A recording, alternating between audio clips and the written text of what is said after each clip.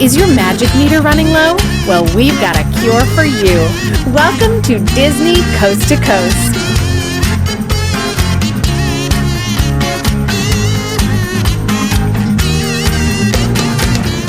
Hey folks, and welcome to Disney Coast to Coast, the ultimate unofficial Disney fan podcast. I'm Jeff DePaoli, and today on the show, I have my good friend Rick West, a themed entertainment show writer, joining me again today. Welcome back to the show, Rick. How you doing, man? It's been a little while. Last time we joined, I think it was after your Shanghai Disneyland trip. It's been a minute, yeah. So, and that was actually, people loved that episode. People, that's awesome. People Thanks. really loved it because, a lot of people are planning those trips, and that information is always good. Going to a foreign country is it's great, and it's also, there are a lot of people, myself included, that never plan on going to, like, the international parks, right? Because it's one of those obtainable, unobtainable things. Because you sit at home going, I'll never go to that. But it's all doable, but a lot of people, let's face it, never go. There's a lot of people here in California that never even go to Florida. Yeah. So, I mean, I get it. So it's fun to talk about something that's literally a world away. For me, when it comes to those overseas Disney parks, I've always said to myself, I don't like flying. I'm not like a terrible flyer. It's just the idea of like 14 hours. Because me, back and forth to Boston, pretty normal, 6 hours. 14 hours, like, skeeves me out. So I always keep saying, I'm going to do it when I can do Tokyo, Hong Kong, Shanghai in one trip. And if you can do business class, it's really expensive, but it is, like we talked about, I'm sure on the podcast, it's so worth it. Yeah. So you have the big chair that reclines and becomes a bed if you want, and you get three meals that are outrageous, and all the booze you can drink. I mean, it's nonstop. Yeah. In business class, it's great. So that's the way I gotta go. Right. Otherwise, you're like a sardine, right? I just I don't want to regularly fly 14 hours. Like, that sounds just so miserable. It sounds horrible. And if you have like 800 people crammed with you. Oh, no. It's like Amistad in the sky, right? It's like the slave ship above the clouds, the worst. No. So in any case, today we're here to talk about actually something that if you live in Southern California, you probably went to. If you're a Disney fan, you've probably seen it on social media. And that was the That's from Disneyland pop-up exhibit and auction. And we're going to talk about that right now. It's time to dive into today's Disney dialogue. So this was nuts. When did you first hear about this exhibit? When everybody started posting about it. Yeah. Like, I'm not on the Van Eaton mailing list or anything. Yeah. So suddenly all this nostalgic Disneyland stuff started popping up on Facebook, and I'm like, what is this? Yeah. So Van Eaton Galleries is the one that presented this, but this was actually the private collection of Richard Kraft, right, who just for many, many years collected incredible stuff from Disneyland. Yeah. And Van Eaton Galleries... And Walt Disney World. And Walt Disney World. They were both coasts. Yeah. And so, as I said, the Van Eaton Galleries presented this, and they do a lot of Disney auctions. So if you're visiting Southern California or live here, I would definitely say look into the Van Eaton Galleries because they regularly have stuff. This is the biggest I think they've ever done, this pop-up exhibition. But it was nuts. It was in Sherman Oaks, California. The actual auction was this past weekend. What was it? The August 25th and 26th? It was the weekend, yeah. Yeah. And for about a month up until then, the cool thing is they just made it this free exhibit that Disney fans could go check out. And I went, and you went, and the time I went, I actually had a 45-minute wait in line. The first time we went, I went twice. Okay, you did go once. Yeah, because there's just so much stuff, man. Yeah. So the first time, we waited about, that sounds about right, 35, 40 minutes probably, The second time I went, it was open until 8 p.m. every night. Went at about 6:30. Okay. And had maybe a 15-minute wait. Okay. So it was much more doable after 6. And it was really well done. I mean, they took over, I think it was an old Sports Authority store. It was, yeah. So just picture a giant store filled with Disneyland and Disney memorabilia in general. And we're not talking like napkins and menus. We're talking major pieces, including attraction pieces, signage pieces. I mean, stuff that you just kind of go, oh, come on. How does that even exist in the world? Yeah, and it's, right? Well, my first thought every time I see something like that is, I was like, oh my goodness, why doesn't Archives have this? And then when you step back and think, okay, a flying Dumbo, there's many of them. I'm sure Archives does have a flying Dumbo, and you don't think so? Oh, I don't think so. Really? Probably not, no. I don't think so. Why? I think you're being too generous. I don't think that I think they care about their nostalgia, but they don't care that much about their nostalgia. Interesting. So what do you think is at archives then? Paper, menus, napkins, I think that the archives, well, I mean, we know that years ago, people at WDI were ordered to destroy the Mansion and Pirates models in the parking lot because they didn't have any place to store it. When they got 43 square miles in Orlando of awesome space, they could build a museum. But we can talk about that. Yeah. So you're telling me ride that vehicles and things like that? No way. No. That saddens me. Oh, goodness. I hate to think that. I mean, unless something has changed drastically, I don't think they have any kind of...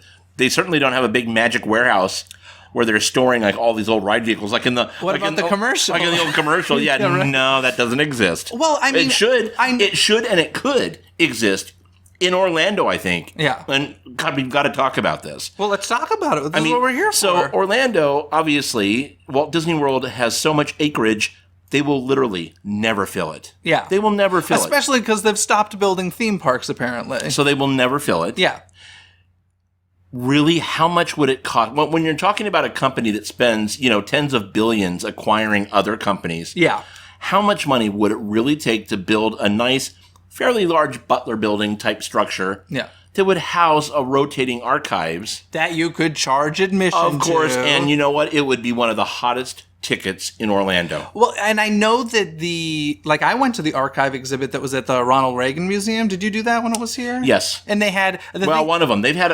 It was D23, and it was years ago I went. This was a few years ago. So, yeah, it could have been the same one. And the thing that I most wanted to see there was the Phantasmic Dragon head. I thought that was like... Yeah, that was one Yeah. So that was like the coolest centerpiece for me. So, they kept that, so... They kept it at least for that. At least for that, I guess. Yeah. It was and then they put it on the head of the parade float, and now it's burnt. No, I'm just kidding. Oh my God.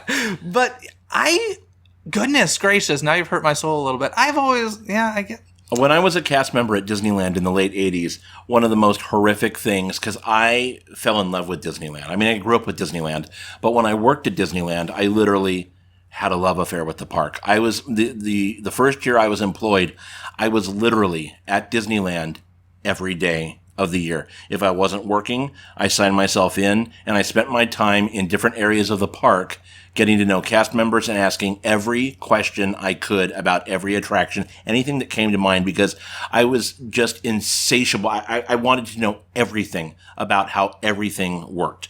And so on one occasion, I was taken backstage to the Boneyard. Now, where was that backstage? That was out kind of like behind Fantasyland. So it would have been before Toontown. Okay. Yeah. So behind Fantasyland, and it was just like this, not large, maybe an acre or 2 acres. I don't know. I'm not great with geographics, but I mean geography. Jesus. It's all right. You're good. But I'm a writer. But there was so much stuff crammed in the Boneyard. Old ride vehicles, old pieces of attractions, and they were all in various stages of decay. Yeah. I was horrified. I was like, whoa. There were like submarine mermaids, and I was like, wait a minute. And so that was my first realization that, this stuff just doesn't go off to some happy little archives, It just gets trashed and thrown away. So I guess, actually, I recently had, this past weekend, I was at Universal Studios and, of course, taking the studio tour, and I was just riding by the Jurassic Park Lost World vehicles that are part of the tour, and I was looking at those, and I'm like, oh my God, these things are falling apart. Sure. And they kind of use it as, it's aged, like in the movie, like it works for them, but no, certain things are definitely left to rot, and it is heartbreaking. So maybe it is really good that, it's sold at private collections like this for people who really care about it and love it and will take care of it if the company won't. So there are two sides to that coin, right? Sure. There's a side for people that are in the industry, as well as I think hardcore Disney aficionados. You go in and go, this stuff should not exist in the world. You should only be able to go into the park and have this as part of the magical experience that are the Disney parks, right? The flip side of that is the reality of, it's going to get destroyed and chucked. Mm-hmm. Or it's going to be bought for an obscene amount of money by somebody that's obviously going to really, really love it and take good care of it. Yeah. So I'm kind of on the fence there. I understand I understand how it should only exist at Disneyland or at Walt Disney World, and when its time's up, it's time's up. It goes into the history books. It becomes part of our nostalgia that we love so much about these parks. Yeah.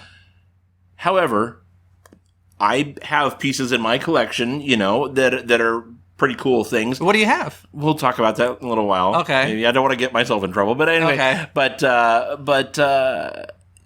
I just I understand both sides of that argument, but I would love nothing more. I would love more than Star Wars Land. Did I really say that? Galaxy's Edge. I would love more than any of this new stuff they're bringing online for them to say that they're opening a Walt Disney Imagineering Archives in Florida. Oh my God. That would be the most dream destination I could even think of going in Florida. Yeah, I would agree. I think it should exist, and it's sad that it doesn't. I know. One man's dream. One man's dream, right? But like on a mega scale. Yes, but just going to one man's dream at Hollywood Studios, oh my God, seeing all those original models and things. Yeah.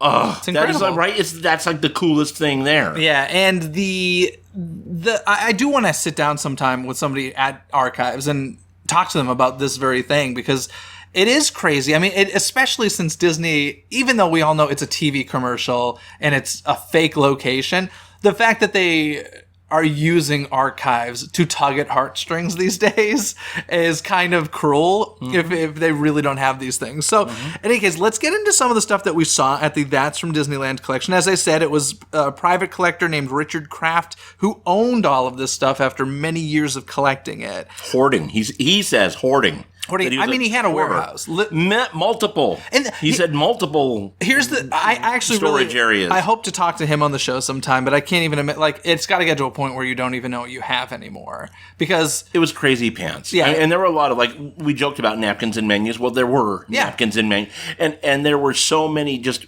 bins and bins and bins and bins and bins of paper goods. Yeah. Holy crap. I can't even imagine. Like, did you hear what all this sold for? A lot. No, did you hear the number? Like the entire total? Yeah. No.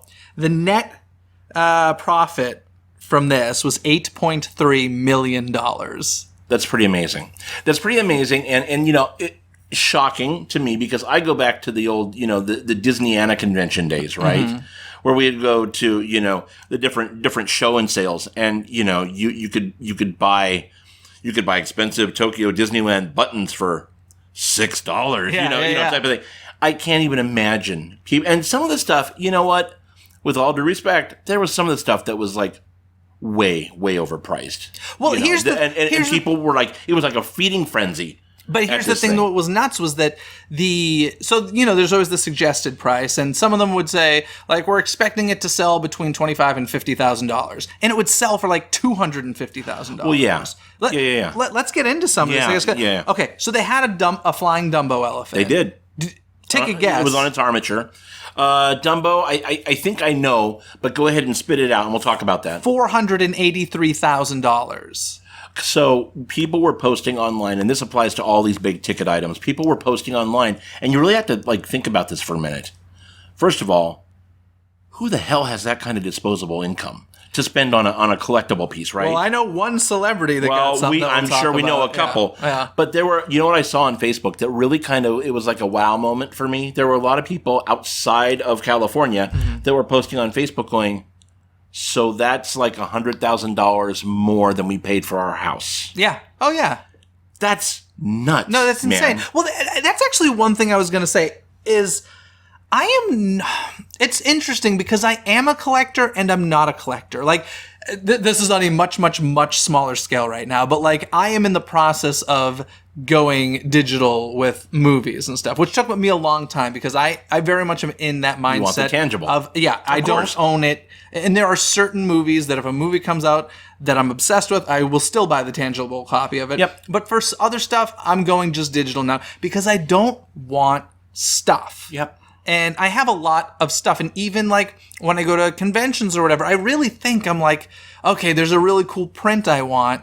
Do I have space anywhere to hang it anymore? No. It's going to sit rolled up in a tube. Oh my God, we have so many prints of things at home. Not necessarily Disney things. Yeah.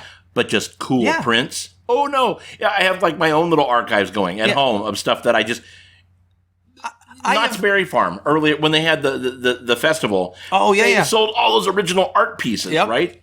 And I'm hearing they're going to do the same thing for Knott's Scary Farm this year. Oh, no. Yes, they're going to have Scary Farm related artwork like that. That's amazing. Yeah, how can you say no to that? I think they're announcing that this week, so we're okay. Okay. I've heard that through the grapevine. Yeah, I'm sure they'll talk about it. It's a rumor. It's a rumor. But I'm sure they'll talk about that at the event. But I've heard different people on Facebook say, "Oh, I'm doing a piece for." Yeah. So they're doing the same thing, and you think, "Oh my God, if it's Scary Farm related, oh God, here it comes. Here comes another deluge of things that we can't hang anywhere." So yeah, it's nuts. So I know. You know, and it's one of a kind, and it's like a one-time deal for these things. So you're like, "Oh, I know." So it's like get it now or never type of situation. So anyway, somebody bought Dumbo the Flying Elephant for $483,000, which is nuts. Like you said, that's a home. Like that's a home. That's a home. 2 homes in Texas or 3. So it is absolutely crazy. He better be able to fly from here to Orlando anytime you want. He should be able to take his owners. Hey, Dumbo, you're flying! You just take them back and forth to Florida. That's what it should entail. And then, let's see, a Peter Pan's flight ship sold for $253,000. Now, okay, so for me, that's weird because if I had the Monopoly money to do this, you'd buy Peter Pan first? I think the pirate ship, who doesn't want the flying pirate ship? I think that's more cool. I think because Dumbo's a character, and I think that there's so much character love. I don't know. I would, but dude, what's the bigger line at Disneyland all the time? Peter Pan's flight. I don't know. Dumbo now has 2 attractions. Well, that's because the capacity sucks. Well, they both suck. The capacity sucks on both of them. But you know what I mean? Yeah. And then if you had the cash, you put that outside, put it under an overhang, make it like a hammock so you can sit in it and swing, right? It's just hanging on a big chain type thing. I gotta be honest, I don't think I would want either of them. Like, sure. I would never even consider, if somebody was like, I'll give it to you for like $500, sure. I think I'd be like, well, yeah, I'll take it. But once you get to anything beyond like $1,000, I'd be like, nah, I don't. Well, and then you realize how heavy yeah, these things are. And you've got to find a place. Okay. And where you put it. Okay. I recently did an interview with Bob Gurr on the show. Yep. And we did it in his home. Yep. And in his dining room, I didn't even see it till the end because it was so crammed in the corner because there's, it takes up tons of space. He has a Mr. Toad's Wild Ride vehicle. Sure. Just sitting there in the corner of his dining room. And it's kind of like, okay, that's cool. But at the same time, it's like, what do you do with that? Yeah. Like, it's so crazy to me. So I kind of wish that, I got a funny story. Sure. While we're talking about where do you put these things? Yeah. So when I worked at Disneyland in the late 80s, they were switching out the old Pirates boats for the new horrible Pirates boats, which I think we have like version 2 now of the even more horrible Pirates boats. But anyway, they got rid of these big, original, beautiful boats, and they were all going to the Boneyard. Mm-hmm. And there was somebody, I don't remember exactly how it goes because it was 30 years ago. God, it was 30 years ago. Anyway, basically the call went out just on the extreme down low. If anybody wants one of these boats, you can have it for $50. Wow. And at first I was like, dude, I'm taking a pirate's boat. And then you're like, whoa, wait a minute. Yeah. The boat seats 25 people. It weighs a half a ton empty.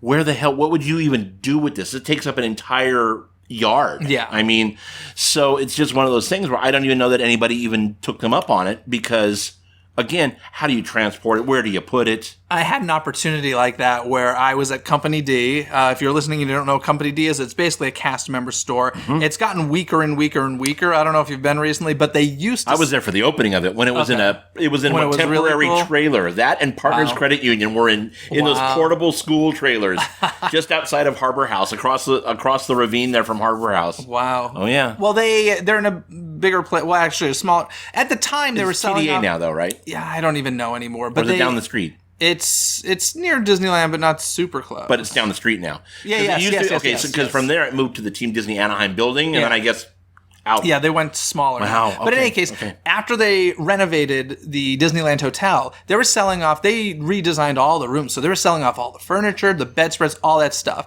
Ooh, I want sheets. I want used sheets. Well, it's not I have the used bedspread. No, okay, I do. Oh no, there could be so many jokes. It's fine. There could be so many jokes, but I'm not going to go there. It's dry cleaning because you're a family podcast. But they had such a cool. But actually, I remember staying at the hotel and being like, "I want this bedspread. It's so cool." At first, it looks like a grandmother floor floral pattern, but then as you look closer, it's actually all the rides, and it's super cool, and I have it. But there was a piece of furniture that I badly, badly wanted, and I could have had it for like $50, literally. And I was just like, how do I transport this? It was the giant cabinet that housed the television and the drawers for your clothes and stuff. And on the wood was a map of Disneyland. Like, kind of looked like it was etched in. It's like a big armoire type thing. Beautiful. Right? Yeah. But it was like, where am I going to put this? How am I going to get it there? Like, it's going to cost more to get it to where I need it to go. So I didn't get it. And I actually saw it at a Van Eaton Gallery auction. Oh, got it. For how much? Less than a year ago. Way more than $50. Way more. You could have even, I don't want to make you feel bad, but you could have like just had like burly friends like move it somewhere, and you could have like taken the door off of it that had that. Yeah. Oh, hang it on the wall. Yeah. Oh. Sorry. Stop. That would have been cool, though. Sometimes we got to just step back 50 feet and look, man. right? Gosh. But yeah, in any case, yeah, it's incredible. Some more stuff that's sold. Haunted Mansion Doom Buggy. This surprised me. Go ahead. $220,200. So that surprised me because that was less than like the Dumbo. Dumbo, I think, was the most expensive. That was weird. No, to me. I lied. Because people, I'm sure, like flip out for haunted. Yeah. People flip out for Haunted Mansion anyway. But it's just a black clamshell, right? Not as cool to look at. True. This is true. You walk into, but it's mansion. That's all I'm saying, right? Sure. But it's mansion. But if you have a stranger walk into your living room and see Dumbo or a Doom Buggy, they're going to know what Dumbo is. I think it depends on the stranger. Sure, of course, yes. You have me and Johanna walk in, we're like, oh, it's a Doom Buggy, So, yeah. By the way, the Mr. Toad's Wild Ride car went for $161,000. Wow, okay. Bob Gurr paid way less than that. I forget the specific number, but he did tell me, and it was not anywhere near that. I'm surprised he didn't just get one. I know he bought it. I just drove it out. He bought it off of somebody else who had it in a private collection. So, what about there's a Snow White vehicle? Yes, there was the Snow White vehicle. I don't know what that sold for. We don't know. I don't know that one. How about the Rocket Rod? I don't know what that one sold for either. I imagine like any Disneyland fan, like old Disneyland fan, would have wanted just to buy the Rocket Rod vehicle to melt it down and sledgehammer it for taking our people mover away from us. Oh, sad. That would have been a viral video. There you go. Somebody missed an opportunity. There was the Canoe, which again, mind blowing how big this stupid canoe is. So this is the Davy Crockett Canoe. It was one of the original, quote unquote. Let's put it this way: it was one of the ones that I put my butt in when I worked there. Yeah. Worst thing I've ever worked in my life were the Davy Crockett Explorer canoes. I'm in shock that they returned after this whole Rivers of America renovation. Dude, I couldn't believe it came back. That was the bane of my existence. I had supervisors that hated me. Yeah. Oh my God, hated me. And they tried to get me to quit one summer. Well, really the only summer that I worked there. They tried to get me to quit by putting me for 3 months solid on the canoes. When I knew Mansion, Pirates. Yeah. Oh no, they put Rick on the canoes to try to get me to, but you know what? I did it. I sucked it up. I did it. I hated it. Did your body look amazing by the end of those 3 months? I looked great. Dude, when I worked at Disneyland, I was 18 and 19. Yeah. I looked great. Yeah. I didn't become fluffy until I worked at the Disney Studios after that. And then it was like DuckTales made you and then fat. It was like Is that what didn't you say that DuckTales made you a chubby? Dude, I worked on Tailspin at Disney Afternoon. Okay. Yes. God. Oh my God. Oh yeah. That's a whole other thing. Well, the most expensive item that went for sale was $621,000, and that was actually a Fantasyland Skyway bucket. That's pretty ridiculous. Yeah. Now, but I think the thing that probably went for the most. What? That was supposedly the most. The sea serpent. Because you go on the site and it says undisclosed. Oh, okay. Which means somebody paid a pretty penny for Mr. Sea Serpent from the submarine voyage. Yeah, and this was out by Mr. Kraft's pool, which I think is kind of a cool place. That is awesome. But it means it was out in the weather, and I think so. A lot of those things look like they had been like repainted and taken good care of. Yeah. So he probably had things like that restored, like that Global Van Lines truck. Yeah. There's no way, dude. That looked like it rolled right off the assembly line. Obviously, that had to have been restored and repainted. I know that Jose the Tikibird was restored. Well, of course. Because in his home, it actually... Richard Kraft was there most days, and he would... Both days I was there, he was in line. He was talking to people in line. Yeah. He would walk the line and talk to people. And he was giving a tour when I was there. Yeah, he was great. Literally, he gathers a bunch of people, takes them around. So he was saying Jose hung in his son's room for a long time, never moved or anything. And then when he was deciding to put it up for auction, he looked into what it would take to fix it. And so they did. Sold for $425,500. Wow, that's amazing. It is pretty insane. Oh, I love this. A Frontierland trash can sold for, how much do you think? Let's go with 160,000. No. 9,200. Well, you never know. You're all, no. But I know. Jose, this freaking bird just sold for what? The better part of $500,000. It's insane. I mean, here's the thing. Didn't you have to like constantly remind yourself not to put anything in the trash cans when you were walking around there? I didn't have every time I was walking through. I had to fight the urge. I had something in my hand, water bottle or not water bottle, but like the brochure they gave you, and it's like, And I always said, that's right, it's not one of the trash cans. That's funny. Now it's so funny because like if I were Disney and I saw this happening, I'd be like, you know what? Let's close an attraction and sell off stuff, or let's refurbish those boats and sell them, because the amount of money to be made is insane. I'm going to back you up even further. Sure. I'm backing you up. Okay. The Disney that I worked for was fanatical about this stuff getting out. They didn't want it. Yeah. When we would leave our shifts, I would have to open up my igloo and show them. And like I had black gloves, mittens that I wore when I worked at the Haunted Mansion or Pirates or whatever during the winter. Yeah. Oh my God. It's like they were going to give me an anal probe asking, where do those come from? Are those yours? Are those ours? Dude, so the thought of Disney being okay with them selling attraction vehicles or any Small World dolls, any of this stuff, Disney has to be getting a cut on the back. There has to be somebody something has happened, because we're talking about the company that threatens to close down daycares because they paint Disney characters on the walls. So how can they turn a blind eye to this? I know they've gotten super lax about some things, because I know there was a point where like you could not remove your costume from the park if you worked in the park. I see people going to their cars and Mickey and friends that's a whole other dressed in Haunted Mansion garb. So like one of these days, we're going to drink. I'm going to drink. You won't. Okay. And we're going to rant about that. Okay. Nothing sets me off more than seeing a Pirates or Mansion cast member sitting in Taco Bell down Cattell. Oh, no. Yeah. No. It happens a lot now. So we don't even have time for that. Yeah. So the Canoe you mentioned, which is pretty crazy. The Country Bear sign was there, which I thought was kind of cool. I worked bears, so that was really cool to see that. I worked the Playhouse. There was some stuff that you haven't seen in a very long time. Sure. So, now, the giant Disneyland Hotel D. That was like, I think there were a few things that were ridiculous status, right? That was ridiculous status. Like, how in the hell did they even, like, get that down and, like, know they were going to store it and transport it and rework it so you could just plug it into a wall socket and turn the neon on? Dude, somebody long time ago knew that was going to be sold somewhere. Yeah, so everybody, or I think a lot of Disney fans have heard the story about how John Stamos owns the D from the original Disneyland sign. Yeah. That's in his backyard. And this one is actually larger. It was the giant red neon D on the Disneyland huge. Hotel. Everybody and their mother got their pictures with it. Do you know? So who got it? Do we know who got it? I do. Do you know who bought it? Do tell. And I'm actually really happy that this person got it, because I know he takes care of stuff.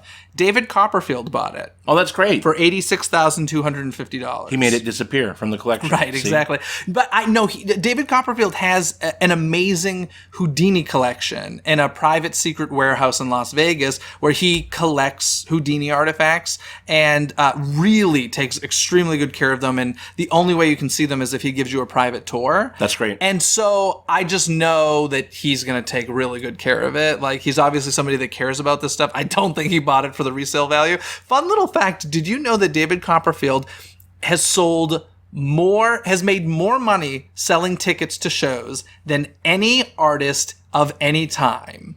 More in Vegas.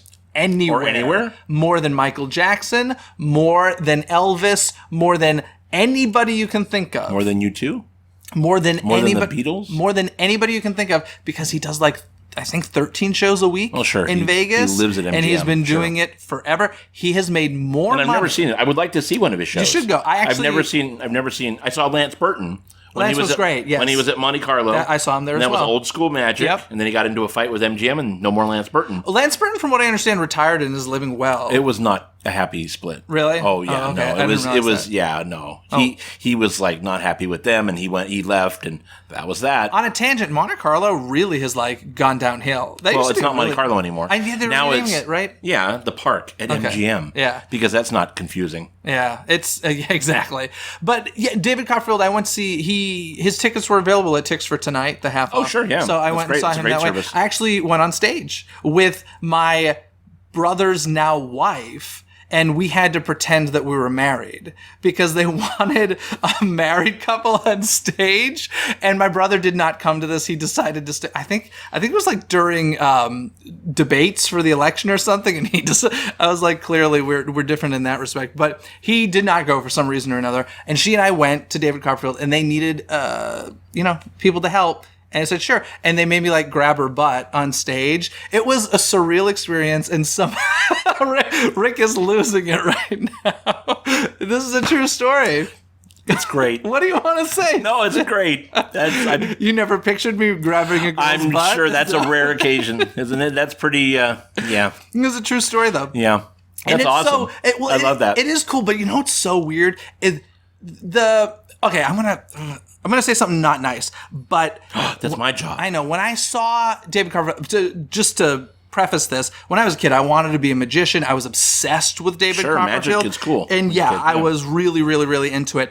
And I always loved his TV special. So seeing him live was like really, really exciting for me. And then it was really dull. He seemed so bored. It seemed like he did 13 going through shows the a week. motions, right? I don't know if he was sick. Going through the motions, 100%. Yeah. So when they pulled me up on stage, talk about going through the motions, like the assistant that like pulled me up was whispering in my ear and telling me what to do, and he's like, okay, now grab her butt now. And I'm like, but I don't even like get this in context. Like, I don't understand why I'm doing what I'm doing. The audience laughs because of some joke he says or something, but it was just such a well-oiled machine. Yeah.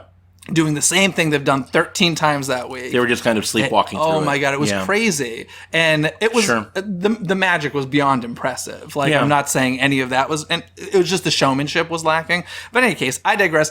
What we learned here is I grabbed my sister-in-law's butt, who listens to this podcast. So there you go, Veronica. That story is now public. That's awesome. Yes. But David Copperfield has the Disneyland D from the hotel. And there was a people mover. There was a people mover. And it was an old people mover because it was solid color. And that's the one that let you get into, right? Was that one of the vehicles that let you get into for a photo? Yes. They set up several. I think so. Yeah. This was very. Wait, no. So we got into the Skyway. Mm-hmm. Oh, maybe that's. We got into the Skyway, and they let you sit in Snow White's. Yep. They let you. Did they let you sit in Dumbo? Oh, I didn't see any pictures. No, of then in no. Dumbo. So it was Snow White. It was definitely we got the blue vehicle with like the white top. Is that was the people, bucket. Yeah, that's the Skyway. that's the bucket. Okay. The people mover was That's yellow. what I was thinking of. Then. They were not letting anybody touch the people mover. Okay, so this was very Instagrammable. This entire thing was. Wait. Going back to the canoe. Sure. My friend David Smith, who actually had a piece in the auction. Okay. We'll talk about that in a second. David Smith. Okay. Yeah. Not Dave Smith. No, from he's a master sculptor. He does movies stuff, and he's great. But so David said, "Oh my God, if you had the cash, you could buy the canoe and just sledgehammer it right to toothpicks." Exactly. Yeah, I thought that was kind of funny. Yeah. It's a small world. Oh, I was saying it's very Instagrammable what they did, and they wanted people to hashtag and all that stuff. And they set up some very cool opportunities, as we mentioned, the big Disneyland D. I think one of the coolest was the stretching room portraits from the Haunted Mansion. But those were reproductions. That whole I'm just talking about the photo op. That whole and I just buzzed right by that. Really? Because I was like, that's not original anything. I thought it was a photo op, and I'm like, there was a long line. I'm like, it's sold. How much did it sell for? Do I have that? But it was a photo op, and I'm like, I think it. I don't have. Oh, stretching room portraits, $402,500 for all of them. Yeah, I believe for the all set. four. Yeah, because $402,500. That's crazy. But they did sell some of the original, like some of the actual like stretching portraits, right? Yeah. But that's not those. Well, those were different because the real ones are ginormous. Oh, They're way huge. bigger. Yeah. Oh God, yeah. And heavy, really heavy. It was. I don't know, what were your summer favorite things, because it was crazy. Yeah, it was crazy. We got the book in front of us. You've got this. Let them hear the pages. Book. Flip the pages. There you go. It's a great book. It was a $40 book, soft cover, $90 for the hardcover one. I prefer soft cover anyway. Soft was because great. it's heavy. Yeah, it's great, and either one of them are a great coffee table book. Now And this is all his stuff. it's everything that was sold. So there was tons of stuff that clearly wasn't on display. Yes. Because there are cups We got and everything glasses. from ashtrays to posters to promos for old airlines. Is there anything Honey, I Shrunk the Kids in here? I'll tell you what would have made me lose my mind. Because I honestly looked into this when they got rid of the Honey, I Shrunk the Kids movie set adventure at Disney Hollywood Studios. I called Imagineers To a and stuff. boneyard somewhere. Don't even. I am livid for a couple of reasons. Number one, I called Imagineers and said I need something. I really wanted that blueprint sign that they had hanging. Couldn't get it. And then on top of that, I was like, please have something from this land or from this little attraction in Toy Story Land. There's no reason a blade of grass, a super soaker, a thing of Play-Doh couldn't have ended up in Toy Story Land, and none of it did. Yeah. And it's infuriating to me. So, Sure. I didn't see anything on the floor. That's for sure. No, I didn't either. Because I would have lost. So they had the Space Mountain vehicle Yeah. from ours. Do we know how much that sold for? I don't or think the Matterhorn vehicle? I don't have it all. I just got the ones that were listed You got on the nifty website. notes, though, so I'm just- I do. yeah. Yeah, I think I've gone through all the prices. Jose, I mentioned. One of the weird items that I thought was kind of not weird's the wrong word, but it just kind of was like, oh, that's interesting. Was they had the alien encounter, one of the construction wall signs. Okay. It was just weird. It was just A construction wall sign, yeah, really? when they're building something, you Yeah. know how they put I didn't signage see up that, on a word. yeah. It was there. Oh. So I thought that was kind of interesting. It'd be cool to have like an alien encounter, sign. I didn't see much from Carousel of Progress. I saw like a poster. I would have really loved Well, something. God, did you see that beautiful the GE Pavilion, the model? Yes. Yeah. Oh my God, Yeah. that was just gorgeous. Yeah, so they had a lot of... We were fawning over that. That was just like that was a beautiful model. They had incredible stuff. And So David, my friend David, Yeah. they had a bronze sculpture of the hitchhiking ghosts oh, wow. that was in a glass cabinet. It was on the bottom level of the glass cabinet, but it was to the left of the Doom Buggy. It was in the same cabinet that they had the mansion maquettes. What was was this something that was used? It was sold at the Disney Gallery. Okay, it was just So an item. David worked a long time ago with master sculptor Henry Alvarez, and Henry was one of the most amazing sculptors in the world. He did work for Tussauds, for everybody. And so Henry had an offshoot of his company called Wolf's Head Productions. And there were a bunch of artists that would make these bronzes. David also, if you guys have ever seen, there's a bronze of the hag from Snow White that actually holds the patinaed red apple. Yeah. And he did that. Okay. And then he did several things, but he followed this up with, it was this huge Haunted Mansion piece. And it was sold for thousands back in the day. So it was, not surprising that they were saying it was like, I don't know, 5,000 to 7,000 or whatever they listed it as here. Yeah. I think it went for like 4,700 or something here. But it was an amazing piece. It was just weird because I remember all those years ago hanging out with him in his apartment while he was sculpting these pieces. That's for it. nuts. Yeah. And so then to see it, for sale in this auction, that was pretty cool. That's crazy. Yeah, it's pretty cool. I found a page in the book all about the Chicken of the Sea pirate ship restaurant, which of course was They had the huge. seat. When I saw the That's seat, what I love, the seat, the barrel seat. I was like, oh my God, I know what that is. And I was Yeah. right when That's I walked so up funny. to it. These little devils from Mr. Toad's From Wild Florida. Ride. They're from Florida, right? Let's I see. think the Toad stuff was Devil from from Florida. Walt Disney World. Yep. Yeah. Yeah. Yep. It's when they took it out to put poo in, right? Yeah. So that's where all that Crazy. stuff came from. So yeah, Mr. Toad's vehicle. I loved a lot of the artwork. You know what I loved was like the first little section. They had a lot of concept art that like never came to fruition. Yeah. And I feel like there was one, and I can't remember. Probably Fantasyland or something, or maybe Toontown. No, I think it was too early for that. But it was just like a giant goofy archway, and you like kind of walked under his legs to yeah. get into the land, and just some really weird stuff that you're kind of like, I get why this isn't there type of thing, sure. but still interesting to see that like how the wheels were turning in their heads and stuff. Yeah, we busted through that section fairly quickly, only because There's a ton to say. in our line of work, we're like surrounded every day by Yeah. concept art, right? So it was like one of those. I want to see big tangible pieces, you Yeah. know. So yeah, but it was. I think the sheer amount of stuff was startling. Yeah. Right, because we've all seen Disneyana, but to see this just insane amount of just stuff all in one place was really exciting, but also kind of sad because you know that you will never see a collection like this again. Yeah, that's true. So this stuff is now out into the world, and it made a lot of people happy. Most of it will never, but we'll never get to see it again, right? That's it. Like we'll unless some awesome tiki restaurant opens and has the sea serpent, we're never going to see that again. Yeah, which is it's like one of those shooting star moments where you're like, oh, this is beautiful, and then it's gone forever. You know what I wish is that I wish that they did this for about a month, but I wish that his collection had been open, even if there was an admission fee, for a longer period of time. I wish for years, because for most of the time,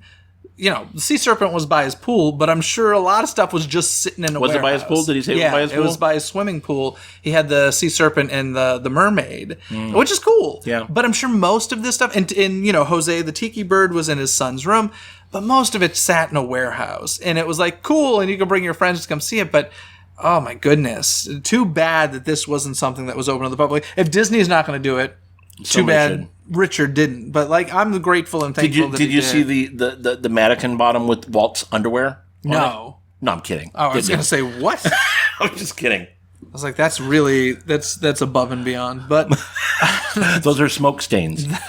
Stop. Oh, stop it. Just stop it. Just stop now. Somebody laughed. That guy right there laughed. Somebody. I know, and that girl kind of grinned that was listening. She's driving her car right now, and she grinned right now. Oh, man. Anyway, anything else specifically you want to talk about here? There's so much incredible stuff. There was just so Mary much Poppins stuff. lunch And what was cool boxes. was going through and seeing some of the things that I have in my collection. That were there. So they had, it was very popular back in the 50s and 60s. You had those wavy dishes. Oh, yeah. Right? I've got a bunch of those. You should have paid attention to how much it sold for. God, right. And that Forever Now is going to change the hell out of, Disneyana selling. Yeah. Right? I mean, who didn't, growing up, have all the Disneyana Tomart guides of how much your stuff was worth, right? Yeah. Now that's all blown out of the water now, right? They did have a Main Street window. They had a whole freaking window of a Cinderella scene, which was really cool. But how does that even happen? Yeah, right.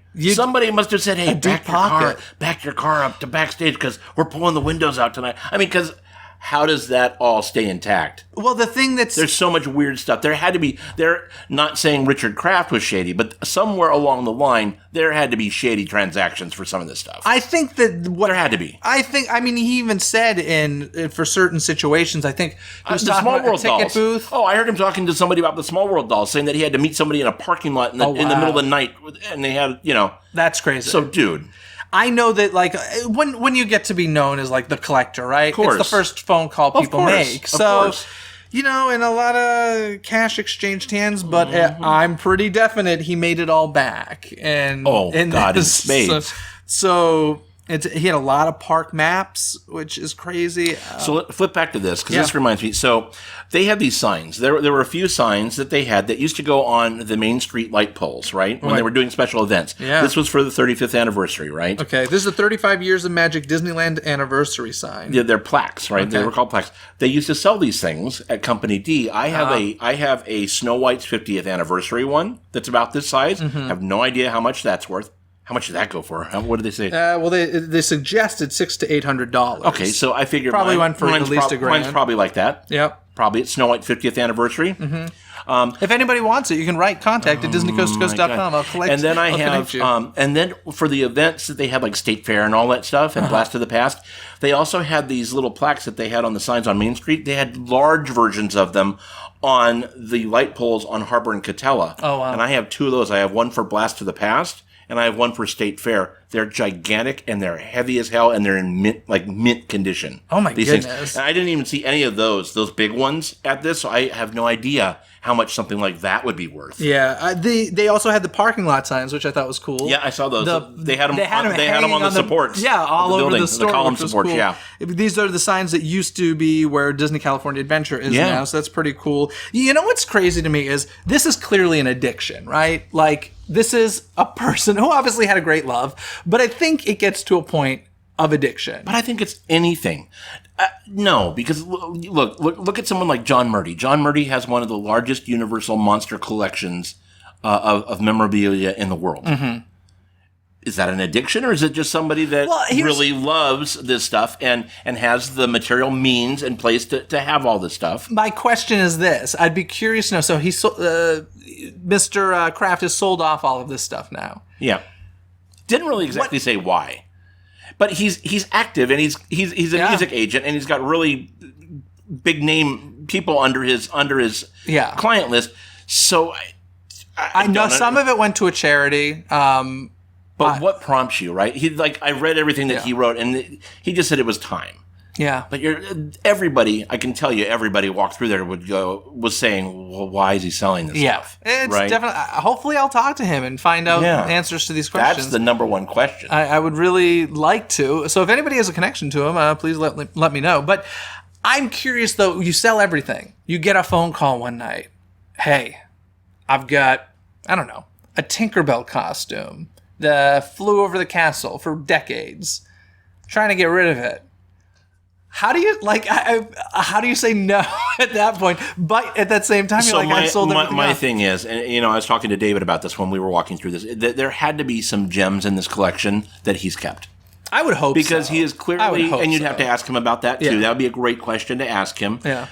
There would have to be some pieces where you're like, oh no, I would never. Wouldn't it be funny if it was something I would never sell? It's a dinner menu from Kardashian. It could be anything, right? It could be anything. But there have to be some pieces that Mr. Kraft was like, no, that's a special one. I'm keeping this. If I was his child, I'd be like, oh no, we're keeping this or we're keeping that. Well, maybe that happened. Yeah.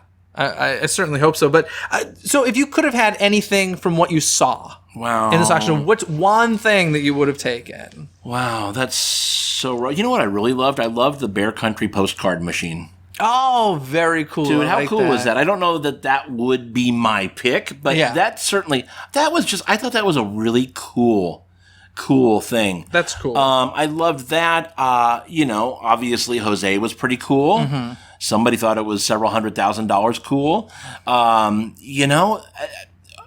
If you had the space, if I theoretically had a backyard, who wouldn't want a people mover vehicle or a bucket from the sky? But I'll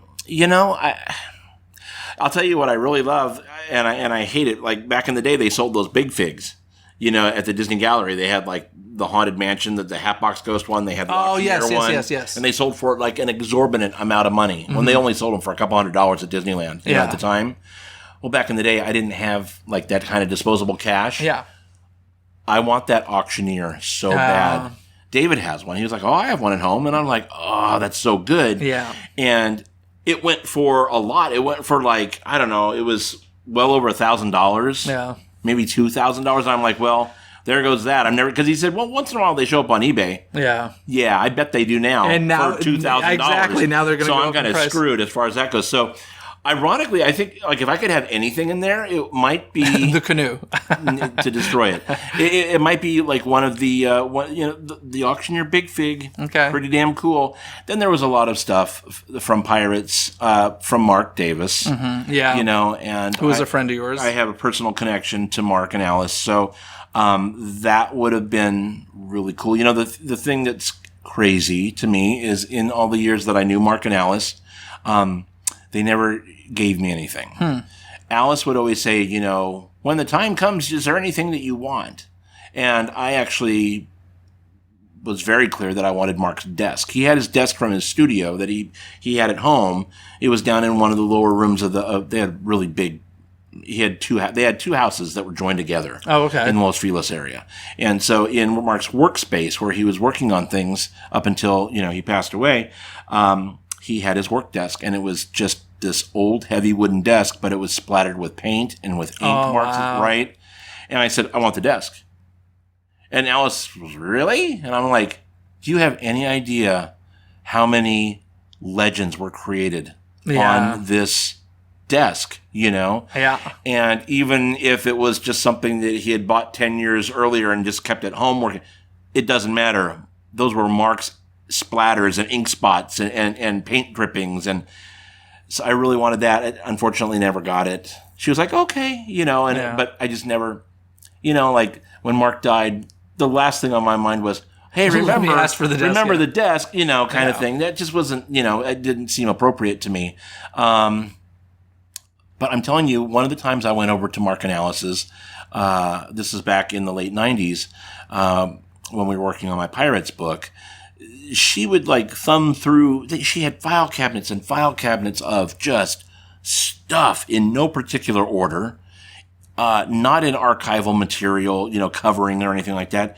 And she goes, "Oh, you might be interested in seeing this." And she pulled out, it was yellowed and cracked around the edges. It was the original pencil model sheet of Tinkerbell. Oh, wow. And I'm like, dude, I don't even want to touch that. And you just sit there going, is this real life? I'm standing here like looking at the genesis of arguably one of the most famous characters in the world. And it was just there. The paper was turning yellow, and it was the pencil model sheet. Can you imagine how something like that would go? Yeah. At this auction? I mean, that, right? I actually went... I'm sure the archives has it now. They went... Yeah. The past several years, they came through and went through their entire house and just cleared everything out and took it to the archives. Wow. She let them do that. I actually went through this exhibit with the model of Tinkerbell. Because I went with Rick Law, who's friends with Margaret... blanking Carey, is it? Margaret? We'll go with that. Sure. We'll go with Sorry that. if that's wrong. I apologize. But in any case, she shows up at conventions and things. She loves. She's sweet. Yeah. So that was fun. Anyway, I would probably go with the Giant D if I was gonna take something. Where the hell would you put it? I have no idea. In the backyard. It's ridiculous. It's ridiculous, but it's very cool. See, and I thought maybe John Stamos would be like, you know what? He did show up. Time to up this game, right? Wouldn't that be fun? Can you imagine? I mean, so a lot of the big ticket items went to private callers or people online, right? Yeah. Those had to be the celebrities because the celebrities aren't sitting there. Drew Carey was there. He was apparently there bidding on stuff, or at least there to witness it. But you figure like John Stamos or Neil Patrick Harris, those guys, they're going to have somebody bidding on stuff for them, right? Online, or, I don't think they're sitting there clicking away on their computer, waiting, bidding. You never know how they're pretty passionate. Maybe they are. Or sitting by watching somebody, do it. But I mean, it would be interesting to see if those guys, like if Stamos got anything. Yeah. Because I'm sure the Disneyland sign, the D from the sign, that's not the only Disney thing he has, I'm sure, right? Yeah. So somebody ended up with this stuff. Yeah. Well, it was a pretty incredible exhibit and auction. If you guys got to see it, very cool. If you only saw it on social media, I hope you enjoyed it. I don't know how long the website will be up, but that's from Disneyland.com is the website. They have some photos and stuff there if you want to check it out. But before we get on to trivia, I do want to talk to you about something because you very recently... before we jump to that... Yes. I'm going to ask you, yeah, because you obviously have some Disney collectibles here. Yeah. Do I have something? What are some of your favorite collectibles that I own? Have? Yep. Oh, Come on, like you hadn't thought that I was going to talk to you about that? I have a piece of Walt's barn or something. Somebody got me a wood chip from Walt's shed or barn that's pretty cool. Oh goodness, I don't know. I don't think I have anything super original, do I? I don't know. I have a lot of collectibles. You know what I really love, and it's something you can buy in the park, but it's the partner statue. The original one. So originally there was a bigger one. It was a bigger I've got cold one cast. of it's right over there. The new ones, right? Yeah. No, there was a large one. Well, that's kind of like too big. And honestly. No, it was awesome. It was like that. It was like 13 inches maybe. I do have a lot of stuff. It was beautiful. I would love to have that. Here's the terrible thing. Like, I don't even know what I have, which is why I say when I think of a collection like this, I don't know how he kept track of everything he had because I don't even know what I have. I've got a large theme park archives in Las Vegas actually because I lived there for a while. And is it just in storage? And yeah, it's like a treasure trove. It's a trove of stuff. Like, can we go someday with a microphone and just maybe you can go with me and help me move all the crap? Okay, sure. Sounds good. There's just stuff that I'm going to have to sell off, and there's stuff that I'm going to have to keep at home. So that day is coming. Yeah. And I got weird stuff there, and I'll never say how I got some of this stuff, but I got some weird stuff in my collection. I'm not going to divulge everything that I have, but so back in the day in the Haunted Mansion, the busts and all that, and Leota, those were all film. 8mm film strips, right? You have the film strips? So I've got some of that. That's cool. But what was really cool is a friend of mine took one of those frames and blew it up into like a 5x7 or whatever, and Thurl Ravenscroft signed it. Oh, wow. So I do have that. That's cool. Framed, and that's really cool to have. I have those different. And I have a lenticular Little Blast of the Past plaque too. Also, those are cool. I have a piece of wood. It's a wood shingle from the old Bear Country train trestle that went through. That's cool. I got that before it became inaccessible, that area, when it was being converted to Critter Country. And I do have probably one of my most random and like really cool pieces is in America Sings. The pig would be playing on the piano. Yeah. I have some of the piano keys. That's so cool. From the piano. So that's cool. But I'm trying to think what I have. I'm sure I have something. I can't think of anything. These are all in storage. I didn't even have these like on display at home. These are all like. But that's the point. It's like what are you packed supposed away to, in boxes. Yeah, what are you supposed to do with this stuff? It's just crazy. Anyway. So collecting is a crazy thing, and we'll go through all that one of these days. Maybe we'll talk about it when I drag you to Las Vegas and we go through my storage unit sorting things. Sounds good to me. So before we get going here, as I was trying to say before you got very excited about your collectibles. I interrupted you. No, it's fine. You got very excited about your collectibles. Quit talking while I'm interrupting. It's fine. No, I want to mention you recently retired something that you've been doing for 24 years. Yeah. And I know it was not an easy decision for you, but it's something I think important to mention because it lives on in an archival way now. But Theme Park Adventure was your baby. I can see you tearing up. It was, and it was your baby for 24 years, which is it's so funny because when you told me that you were going to be doing this, you said it's been my identity for 24 years. You bet. And my entire adult life. I feel that way about Disney Coast to Coast, and it's only been like 5 seasons. Yeah. And so I can't even imagine what you're going through. But why don't tell people a little bit what Theme Park Adventure is/was. Sure. And how you came to this decision, I guess. Well, anybody that wants to read it's a very long final post. And it's beautiful. It kind of talks about the entire evolution of TPA. You can go to themeparkadventure.com. That'll be there. And my farewell post is there, and it kind of talks about everything. Yeah. But basically in 1994, I launched TPA. This was before the internet, so it was a print publication. It's a little newsletter under the TPA umbrella that I called The Break Zone.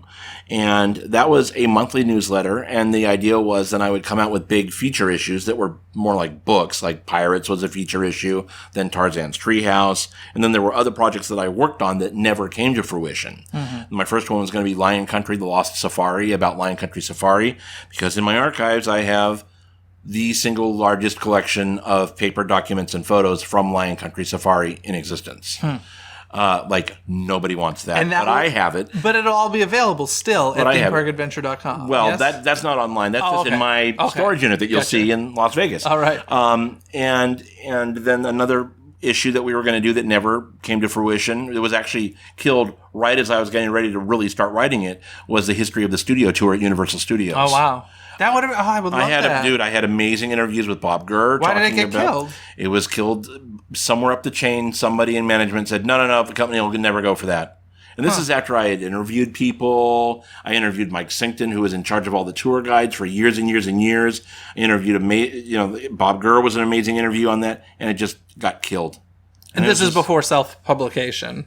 Well, even then, the stuff that I did with those feature issues, could never happen again because of everybody is so litigious these days, and the companies are so crazy protective of what is said and written about them and pictures, and just that's a whole quagmire of red tape that we just can't even get into. But anyway, so TPA was in print publication in 1994. And then we just slowly merged on to the information superhighway. And we became actually the first themed entertainment fan site online, period. We were like the OG, like this was us. There were Disney bulletin board systems you'd call into a BBS system and all that. They were mostly, they were Disney related, but there was not one that was Disney. Not Magic Mountain, Universal, there is zoos, Las Vegas. There was nothing that was everybody. Mm-hmm. And so TPA kind of just stepped right up and filled that void. And 24 years later, I was still doing it. And so I work professionally in the themed entertainment industry, and my partner, Johanna Atalano, she also works in the theme park industry. And, she recently, about 6 months ago, took a position as an associate producer with Universal Creative. And I've done some work for Universal, and I've talked to people at Disney, and I'm still talking to people at Universal and other companies. The more high profile my work becomes, and with these bigger companies, TPA becomes more of a hindrance. They're not cool with that. Like, you're going home and you're going to run a fan. Is that what? No, that's just not going to fly with Universal or Disney. Yeah. And so as my career gets bigger, that becomes more of a liability for me and holding me back instead of springboarding me. TPA, God, there are so many things. And like I said, go read the article because I talked about some of the highlights. But to give you an idea of the length of time we're talking about, the first press event that I ever attended as a guy writing about theme park stuff was the opening of Mystery Lodge at Knott's Berry Farm. Wow.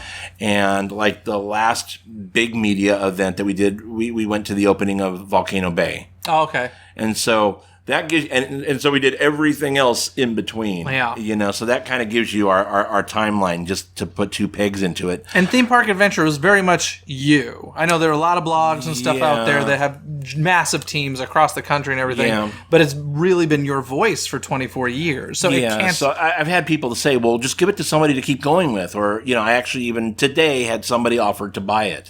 And no. Was it going for $8.3 million? No, it was not.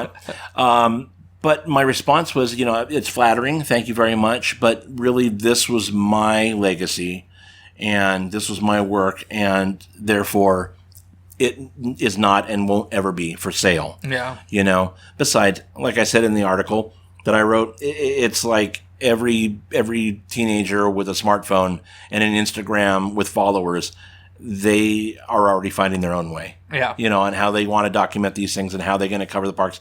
That played also into the reason to stop TPA, because the entire playing field of how things are covered or reported on, that entire thing is shifted too. You have sites that come up, and I'm not dinging anybody, but you have sites that are coming up that, they're everywhere. They've got reporters in every state covering every event, and that's just not anything that I was ever interested in. I wanted to tell the stories. Yeah. I wanted to talk about the people behind the attractions. So I rolled up my sleeves and I got into the trenches. And in some cases, we dug our own trenches. We pioneered a lot with TPA. And to me, that was like what made TPA special. It wasn't that we just, paid somebody or had somebody, in Florida to send to a media event or whatever. No, if we were going to cover something, we would get on a plane and we would go and be. So that's, I think, what made TPA unique. And that is, that kind of thing is harder and harder to find. There are some podcasts out there.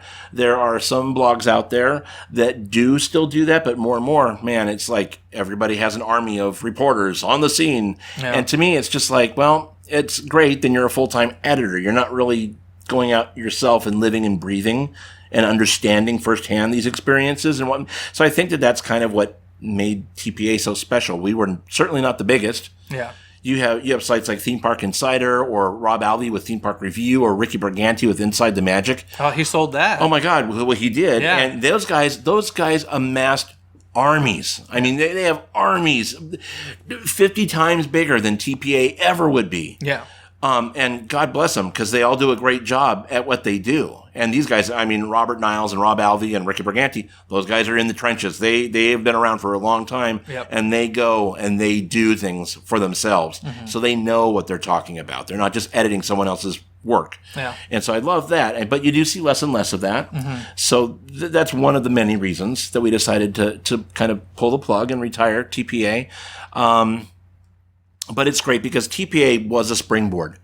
If you told me 24 years ago that, number one, it would last more than a couple years, let alone springboard me into the industry professionally, and then in turn, it was the reason I met Johanna, and so it opened doors for her. It's the reason we met. I mean, a lot of people and a lot of people. Yeah. People have gotten married because they met at a TPA thing or whatever. So there's a lot of just stuff there, right?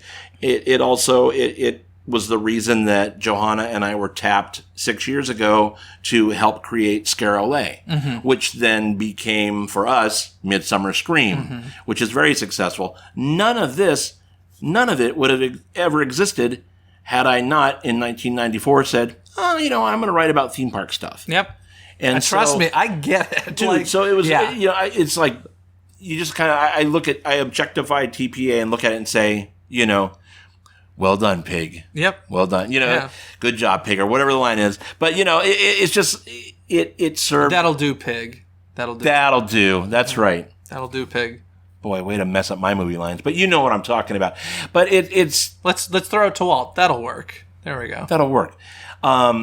So yeah, there are no regrets. There are in closing it. There's a lot of sadness. Oh my God, I've cried so much in the past 72 hours. Yeah.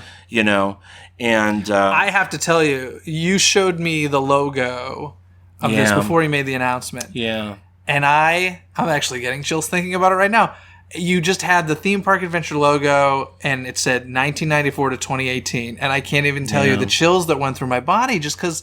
Listen, I get it. I'm not doing anything on the scale that was theme park adventure, but I put out 2 episodes of this show a week, and I know the amount of time it takes to put into something like that. And trust me, guys, there are weeks when you don't have the time to do it, and you still do it because you told your audience you would do it. And you don't want to do it. Yeah. Oh God. This is the week I'm going to quit. Yeah. Type of thing. Yeah. I was so happy for you because trust me, there is a part of me, as I'm sure there are a lot of people, that I was like, Rick, get through a few months so you can get to 2019 and just say 25 years. Yeah. But I'm happy that this is going to be the first time you're really going to love the SoCal Halloween season. Yeah. You're going to get to enjoy it. It had to be, it had to be now because I didn't want to. So Johanna working for Universal, she in no way could do anything associated with TPA. Yeah.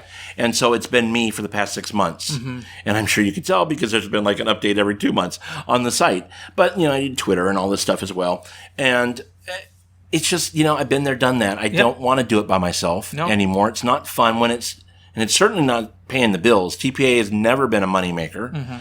We've spent probably tens of thousands of dollars over the past 24 years keeping TPA alive and doing things TPA related. So it's just a matter of, Halloween's coming. I'm now like being creative director of Midsummer Scream. That's a full-time job in itself now. It takes us, it's now a 1.5-year process to plan each convention. We're 6 months into 2019 already planning. Yeah. So I want to see as much as I can in the Halloween season. I can't do that if I'm lugging around the camera and then have to go home. People think it's great. They're like, oh, TPA shows up, they turn their lights on, they walk through and shoot video of the maze, and then they go home. But I'll tell you, having done that myself for other people, you don't enjoy it as much. No, it's stressful. It's great. You're making sure you don't screw it up and get the shots. It's hard work. And shooting mazes is not easy. No, it's focus. An art form. Yeah, it's an art form. But then people don't realize is you go home and Johanna then has 3,000 pictures that she has to go through and sort and then edit them. And then I have to cut video, edit video. Then I have to turn around and write for 4 to 6 hours if it's a huge article like our Knott's Berry Farm, Halloween haunt review or whatever.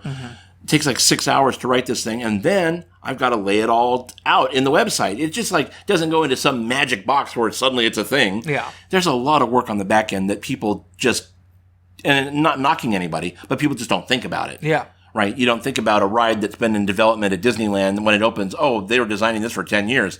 People just don't think about that. Yeah. There's a lot on the back end, and it's just, you know what? After 2+ decades, you just get tired of that. And so I knew that this Halloween season, that it had to happen before Halloween started, because we're just weeks away from Halloween starting.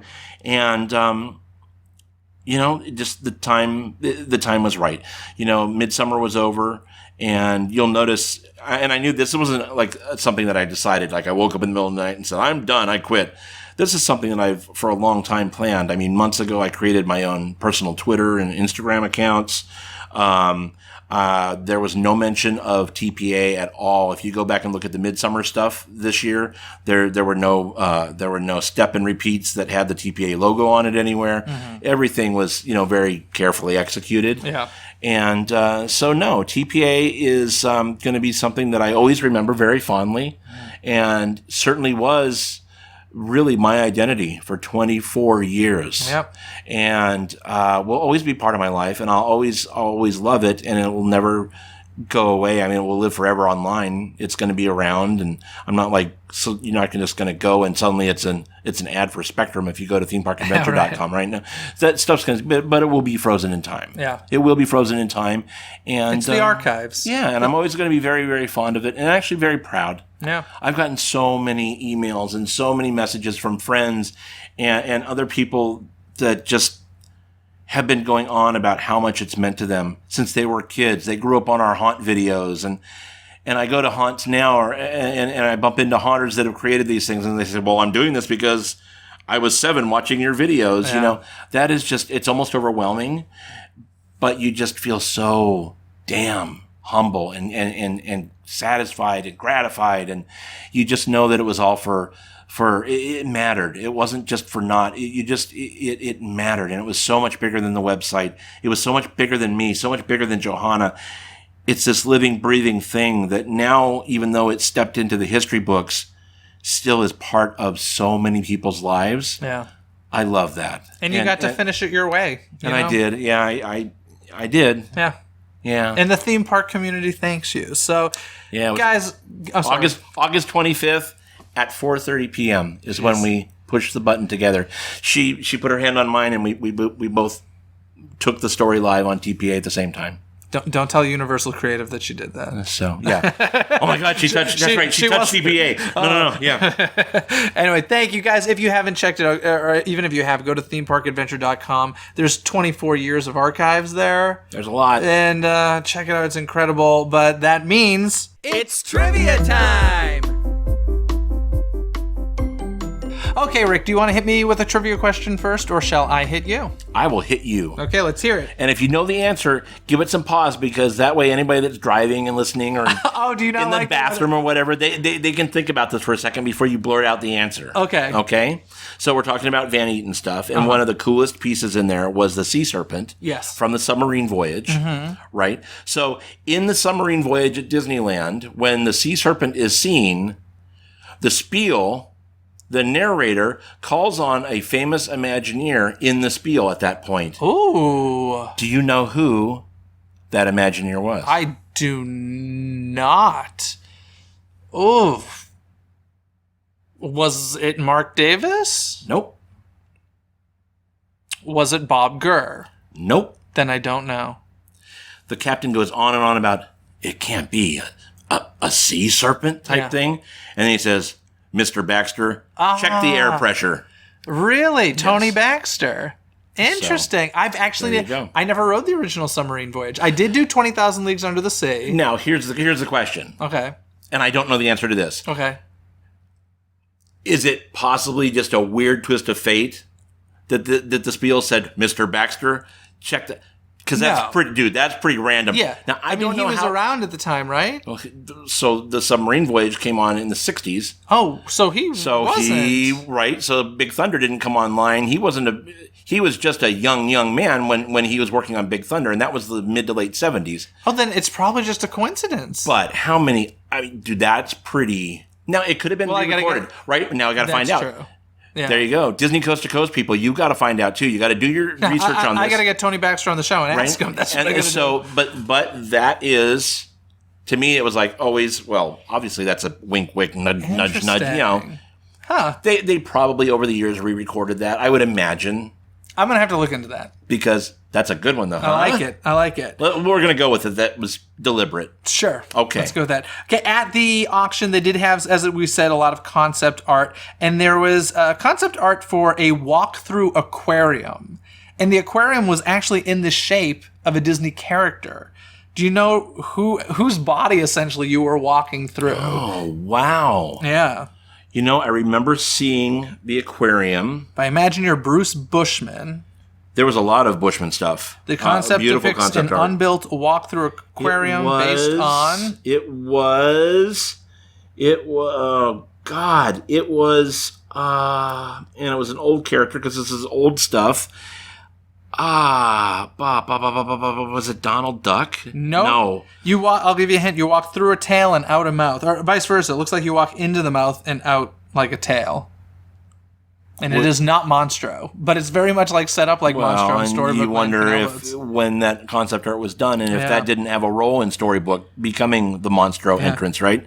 Actually, it looks like there was a Monstro one as well, concept art. Oh, there you go. I was looking at a different one. No, I can't remember. It's the crocodile from Peter Pan. Oh, see? see? Look at that. It was the see that's the one I don't know that I saw that. Okay. That's the one I was thinking of. Yeah, I saw that, and there's like a restaurant or something. Yeah, there, so they wanted you to walk through the body of this creature to see the aquarium. Oh, and then you exit through the exit. There, exactly. That's how it's not exit through the gift shop. It's exit through the exit. Anyway, Rick, all the folks can follow you now at RickWest999 on social media, right? Yeah, that's me. Place. It's weird, right? Oh, God, that's really weird. You're the first podcast that I've been on since we retired TPA. Wow. So it's the first for Disney Coast to Coast and a first for the now former editor-in-chief of Theme Park Adventure. And, it's RickWest999, and that's Instagram I'm on, as well as Twitter. Excellent. And, guys, I want to remind all of you that a new month is almost here, so make sure you sign up for our music playlist over at DisneyCoastToCoast.com. Just click on playlist. Of course, take part in the Twitter poll. Follow DIZNEYCTC for a Twitter poll every single week that becomes part of our Sunday shows. And leave those 5-star reviews and ratings on iTunes. It helps other Disney fans find the show much more easily. Thank you for that, as always. And for now, have a magical day, folks. Bye! Thanks for watching Disney Coast to Coast. Have a magical day!